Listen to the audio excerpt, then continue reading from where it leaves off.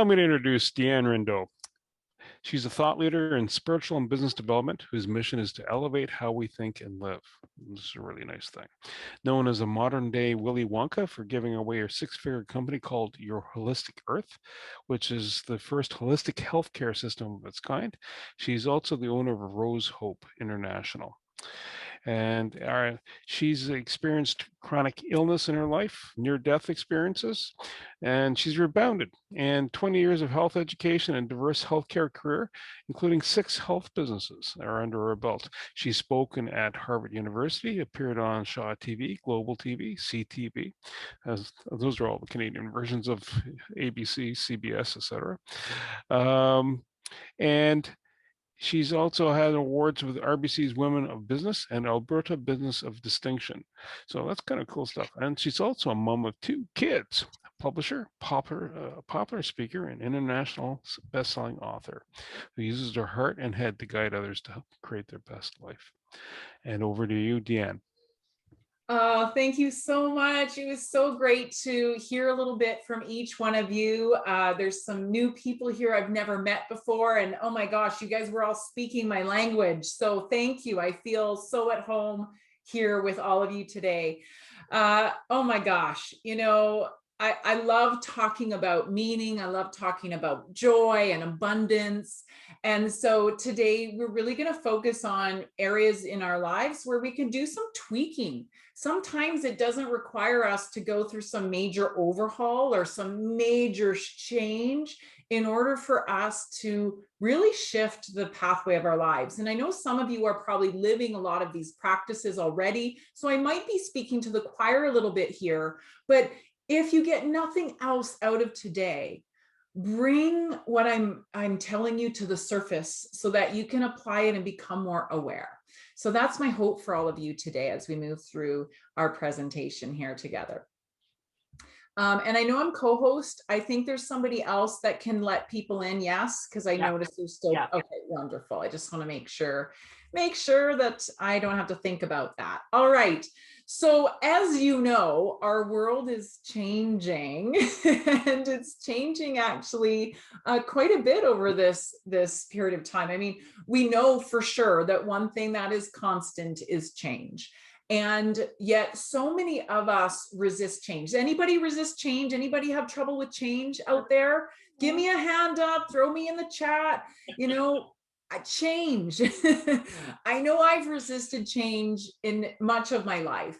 But here's the thing.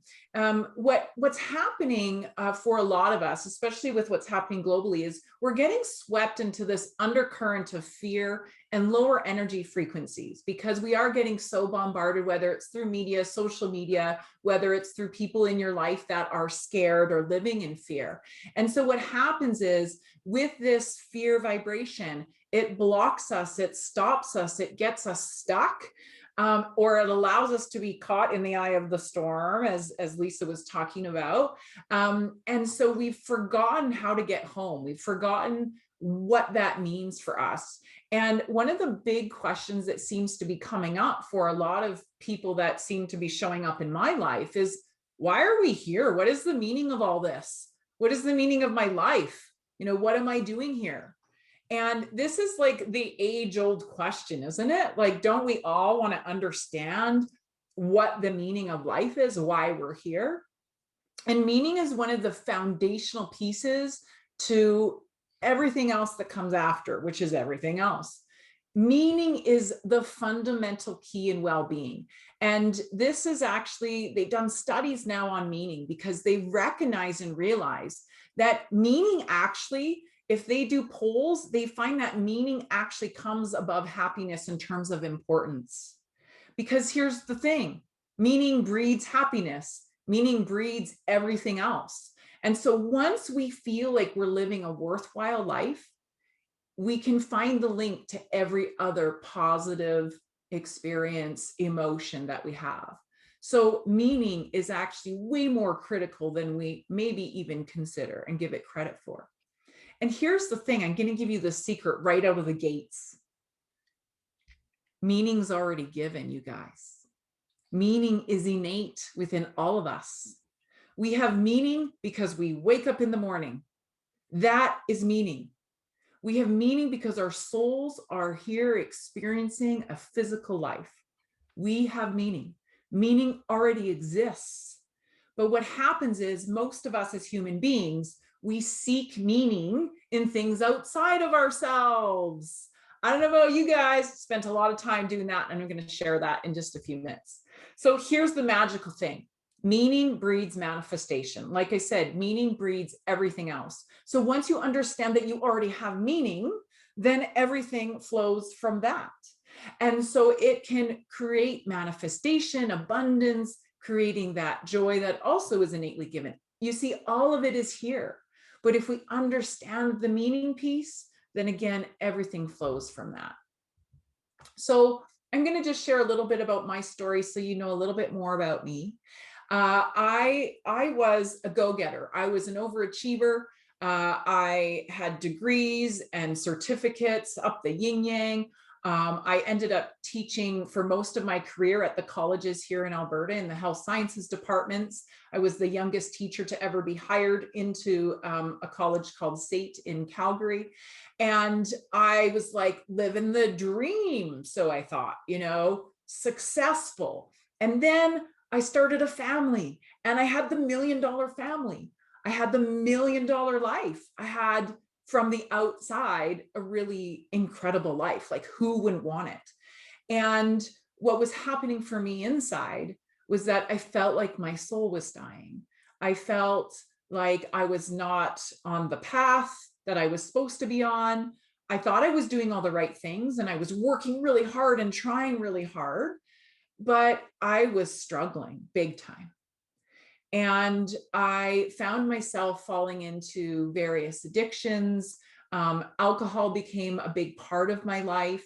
And I was putting on this facade of like this person of who everyone thought I should be. You know, anybody do that, you know, where we think, well, everyone thinks it should be this way, so I'm going to show up this way. And then behind the scenes, you know, you're not living in that integrity, or you're not walking the talk.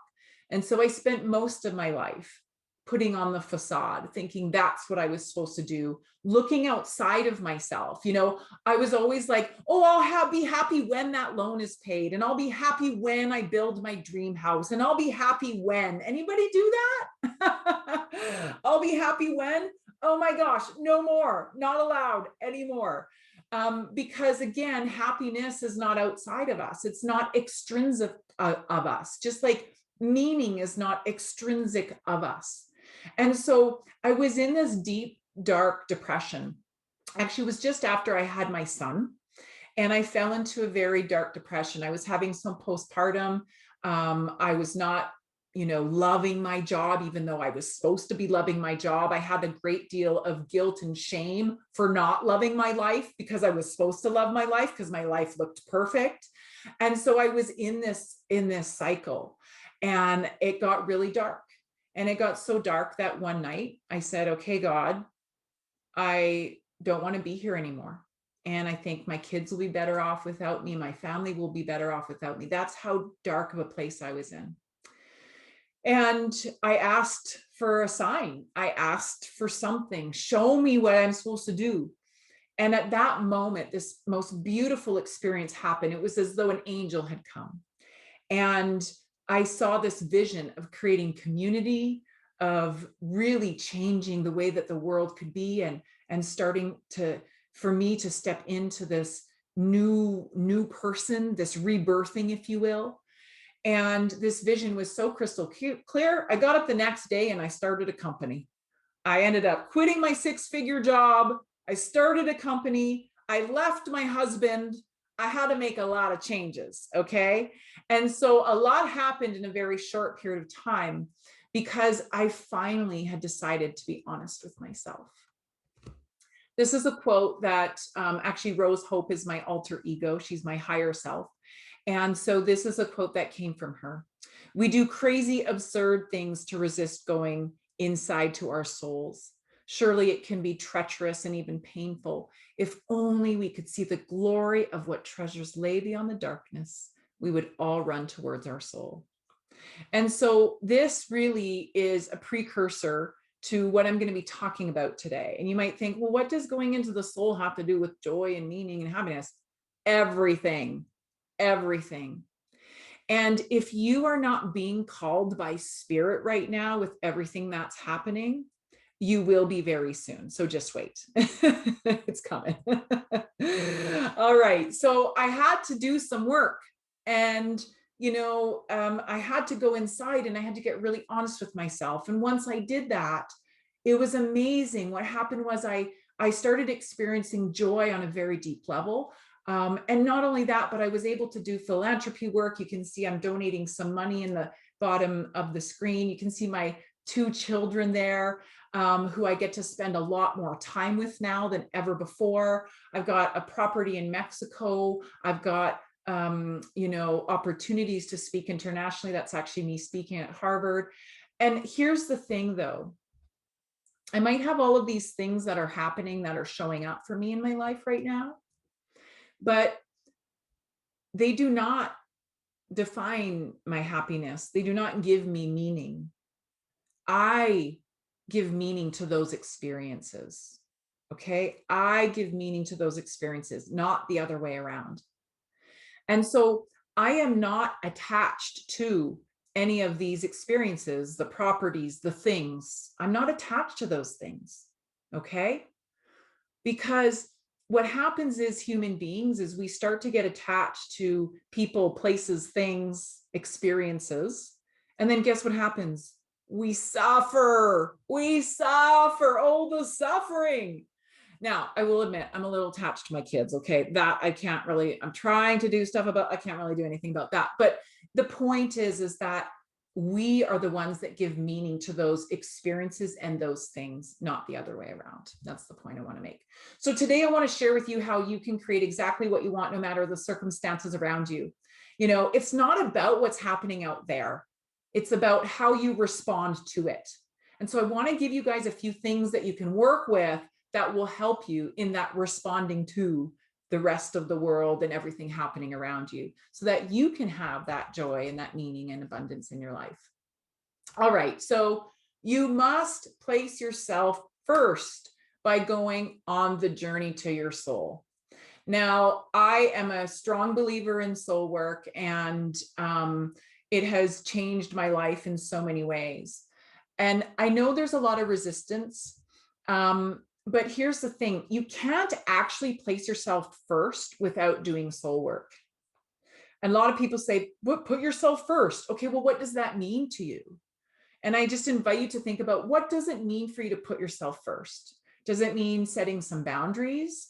Does it mean having a glass of wine at the end of the day? Does it mean having a bath? Does it mean going for a walk? It might mean some of those things. But if you're not willing to go into your soul and understand yourself on a energetic level, then what happens is you can do all the baths and all the walks you want in the world. It's only going to take you so far. And so my invitation today is for you to go into your soul. You do need to become more aware of energy. And I want to expand on this idea of energy. This is a wonderful quote. Anybody know who Michael Bernard Beckwith is? He was in The Secret. He's a very profound reverend. He's been on Oprah Soul Sundays, all the things. But this is his quote. When you believe more in what you don't see than what you do see, you won't see what you do see, and you will see what you won't see. Okay, now for those of you that are like, I don't even know what that means. The point is that there's so much in this world that is not tangible to us. Okay. You guys can feel my love, can't you? You might not be able to see it, but I know you can feel it, right? I see that. And so I feel your love too. I don't see it, but I feel it. So what this really means is understanding that seeing goes beyond seeing. It is feeling. It is recognizing that there's so much more to this world than meets the eye. And it's trusting that this world has your back. And let me tell you, that's a hard thing to do. But once you come into trust, guess what happens? The fear dissolves.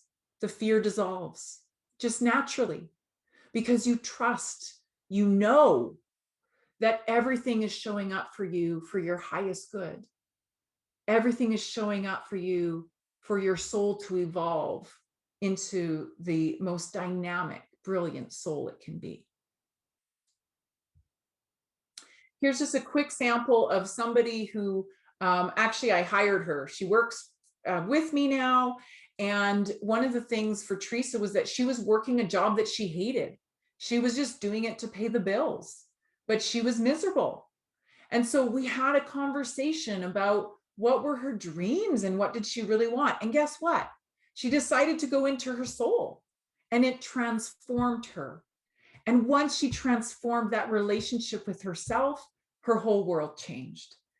And that might sound simple, and it kind of is, but it takes work. It takes your commitment to do that. Okay, second one, mind your mind. Okay, so go into your soul, mind your mind. Now, I know, again, this is nothing you haven't heard before. Okay, you know that you have the power over your own thoughts. You know that your thoughts create feelings. This one I love. You may not be able to control what pops into your mind, but you do have a choice of what you will keep. And I'm bringing this to the surface because so often what happens is when we start to go on this journey to our soul, our ego mind comes in. Okay. Now you can call your ego mind whatever you want. I hear people call it the itty bitty shitty committee. You know, maybe you have a name for your ego mind. Totally fine if you do. But your ego mind doesn't know its place. The ego mind, okay? The ego mind used to keep us from the predators. It used to say, run, that's not good, okay? But now the ego mind doesn't know its place. And so guess who has to put it there? You do. You have a responsibility to yourself to put your ego mind in check.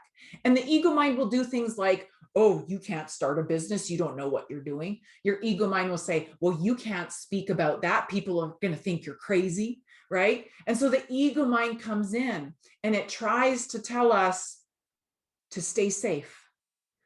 But what it doesn't realize is that you are the one that has to create these boundaries, and you will still be safe even if you do the things that the ego mind says, no way, right? And so putting your ego mind in check is one of the best things that you can do for yourself. And when you go on the soul journey, and when you start to pay attention to spirit and the signs and the synchronicities or the myronies, you start to understand that there's, oh my God, there's so much more to this world. There's so much more. And if you can say, thanks, ego mind, but I've got this. I say it to myself a lot during the day, by the way. But if you can say, thanks, ego mind, I've got this, then what happens is you start to listen to that intuition. You start to listen to that heart. And we now know scientifically, if you look at the Heart Math Institute, the heart receives information before the brain does. Did you guys know that? And so we can actually start to make better decisions for ourselves when we start to pay attention to the energetics and get out of our own heads that oftentimes keep us on the hamster wheel or keep us stuck. I love this quote by Gandhi. I will not let anyone walk through my mind with their dirty feet. I did this my whole life, worrying about what other people thought, you know, making assumptions about that look or that comment that they made. And it was so destructive. How many people have let somebody walk through their mind with their dirty feet? Can you guys give me a like, heck yes? Yeah, a little wave. Okay, I think we've all done it. And I'm going to add to this. I will not allow myself to walk through my mind with dirty feet. Because guess what? It's not so much about even what other people do and put those thoughts in our head, but oftentimes we are our own worst critics, aren't we? Right? Where you say, oh, you can't do that. You're not good enough for that. You're not making enough. You're not doing this enough. And so we tend to get caught up talking to ourselves in this very negative pattern. And so I just invite you to think about what are the things that you're saying to yourself and how are you working with your ego mind to put it in check? Noreen was a client of mine who struggled for 40 years. So I'm going to tell you guys a story about Noreen. I'm not going to read this testimonial because it's not as important as the story. Noreen was not able to conceive. So her and her husband tried for years and years. They tried everything. They spent thousands of dollars trying to conceive, and they could not conceive. Noreen is now in her late 60s, and she had carried this burden or this belief with her whole life that she was not good enough for her husband because she couldn't deliver a baby. She couldn't give him a baby. She felt that she had let him down. And so she carried this, you know what, 40 years, she carried this burden thinking that she had let her husband down. She had a conversation with her husband after we started to work together. She approached him and said, I've been carrying this and it's getting heavy and I just need to know. And he said to her, oh my gosh, my dear, we had the best life. And a big part of it was because we didn't have to worry about these rugrats. And he said, I actually thought more of you because I got more of you. And she started to weep because she realized, oh my God, I've been carrying this heavy burden for 40 years. What was I thinking? I'm inviting you to think about the thoughts that you're carrying or the beliefs that you're carrying that are a heavy burden to you and that are not serving you, so that you can maybe go through the process of releasing those thoughts or those beliefs or shifting those beliefs so that you can be free. Again, this all has to do with your vibrational frequency, because if you can start to get rid of those heavy burdens that you carry that are not serving you, then you open up the doorways of possibilities for all the things that you do want. It's amazing. You have divine gifts to share with the world. Now, Bernie mentioned I had 2 near-death experiences. My first near-death, I was 5 years old. I was I was sucking on one of those round jawbreaker candies. You guys remember those round candies? I don't even know why they could let kids have them, but anyway, I was eating one of those candies and my dad said, DeeAnne, go sit down before you choke. And I went to go sit down and guess what? I choked. So I started to choke. Dad did the Heimlich, couldn't get it out. I went unresponsive. And I had an out-of-body experience. I remember everything very clearly. My mom running to the phone, my sister, my older sister peeking around the corner to see what the commotion was, and my dad was working on me. But I didn't feel the chaos. I felt peace, I felt connection, I felt bliss. It was amazing. And my dad ended up using his thumb, by the way, which you should never do. But my dad couldn't get that thing out. And so he wedged his thumb into my throat, and he popped the jawbreaker out and he got me breathing again. So my dad didn't only give me life once, he gave me life twice. Now that experience brought me into this different world, a more energetic world, but I was so young, I didn't understand it. I was raised in a Catholic home as well. So I would see things and I would experience things and I would share them with my mom, but mom would just say, okay, well, pray about it or whatever. And I would just move on. And I kind of stuffed some of the things away, the precognition, the dreams that I would have. And so I stuffed that away. And then fast forward into my mid-20s. And I've had an intuitive life for sure. I had become an EMT and I worked on ambulance. And I, again, being the overachiever, always working. And I was not slow. I was not allowing myself to be present enough or allowing myself to slow down enough to really receive messages from spirit. Until one day, I was recovering from knee surgery and I was at home and I was hobbling from the kitchen to the living room, and I had some complications with my medication I was on, and I went completely unresponsive and I stopped breathing. And at that moment, I had an out-of-body experience again, but this time I was surrounded by these incredible orbs of light. They were angels, and they were these bright, magnificent beings of light. And it was so good. Oh, it was so euphoric, and it was so everything that you could imagine feeling amazing would be. And I wanted to stay there. And as many near-death cases go, you got work to do. So awake I came.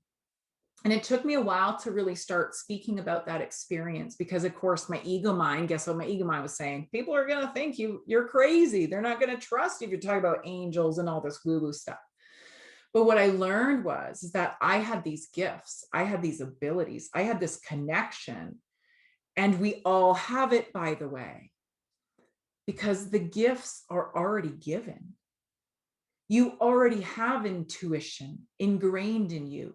You already have a knowing already there. You just have to remember it. And we are meant to embrace these gifts. And we can't find these gifts if we don't reach into our soul. We can't find them if we're not willing to do the work. And so the invitation here is to start unwrapping your gifts and start sharing. I want to take you through a little experience. So just humor me a little bit, if you will. I want you to imagine that you're out shopping and you see something that would be a perfect gift for someone you love. Maybe it's a book, you know, for my auntie, she loves Betty Boop. And I was at a farmer's market and I saw some Betty Boop towels and I was like, oh my God, Auntie B's going to love these. I'm going to buy them for her. And so just imagine you go and you pick up this item, this gift that you know this person's going to love, and you put this energy in and you wrap it up really nicely and you head over to their place and you're like, oh my gosh, I got you something. And they look at it and they say, thank you so much. You know, I'm busy right now, so I'll put it over here and I'll talk to you later. And you say, okay, no problem. And you know they're going to call you because they're going to be so excited. Well, days go by and you don't hear from this person. And you're thinking like, what the heck? Like, did they not like my gift? You know, these things start, the ego mind starts going. Months go by, you don't hear from your friend. You're like, man, I must have really like missed the mark here. Like they didn't like my gift. You know, what's going on? So you call them up and you say, hey, you know, like what's going on? And they're like, oh, so good to hear from you. Come on over. And you head over to their place and you go into their house. And sitting right where it was left is a wrapped gift that you had given them. They haven't touched it. They haven't touched it. How do you feel? Throw me in the chat. How do you feel? Do you feel rejected? Do you feel disappointed? Like what's going through your mind? I want to know what's happening through your mind. This friend didn't even bother to open the gift. Like, what? What is that about? So sad, rejection. Okay. Yeah. Okay. So here's the question. Here's the kicker. I wonder how God feels when you don't open your gifts. Okay. Now, I'm not saying God's going to be mad at you. Okay. My God certainly wouldn't be, but you get the point. Do you get the point? Should have left them a kitten, Bernie. Okay. Amazing. The point is that we have these gifts and it does require us to kind of go in order to start unwrapping them. And once we do that, there's something that's really magical that happens. You discover your joy, you discover your meaning, and you start to create abundance in your life. So there's something to be said about understanding, Oh, Alicia, I love your comment. The person wanted to wait till you were there to open it. Yeah. Beautiful, beautiful. Here's an example of someone who decided to open her gifts. Lil was a business owner, an adventurer. She goes hiking in the mountains, rock climbing, all these things. And she was struggling because she was like, I don't know what my purpose is, what my gifts are. Well, she ended up flying to India and lived in India for months, helping people in India. And she came back with such clarity. And now I'm not saying you have to go to India, okay? We don't have to necessarily have a near death or travel the globe to find our gifts or to find our purpose. But for Lil, that was what felt right for her. And as a result, she was able to move into this place of flow. And man, is she ever in flow now. It's amazing. So if you haven't figured it out, choosing to run towards our soul has huge payoffs. Imagining your life when you have clarity and flow, when you're consistently manifesting. And I think there's a few people on this call that are already living this and already doing it. And it feels amazing, doesn't it? This is the key. This is the magic in this life. And so I would love to extend an offering to you. If you're ready to have more clarity, abundance, energy, flow, harmony, all of those high vibration things, This is an area that I really love to embrace and spend time in. And there's lots of ways that you can work with me if you feel compelled. You can do one-on-one work. People call the sessions with me soul massages. But I do use a modality called the Akashic Records. If you haven't heard of it, it's your soul's library in a nutshell. But we can explore that at another time. And then I have several programs that I offer. But what I want to gift to you is I want to actually give you a free session with me. And so if you've never experienced a free session or a session with me, period, I want to be able to, this is part of how I serve. And I have a certain amount of free sessions that I give each month. And so I'm actually going to put the link in the chat for all of you to book directly. But if you want to write down my email or my phone number, you can reach out to me that way as well. And I'm going to put my free link in the chat. That is my gift to you. And if you've never experienced intuitive type of work when it comes to your business, when it comes to your workplace, when it comes to your life, it can absolutely change the game. So I encourage you to take advantage of that gift. And that is it from me.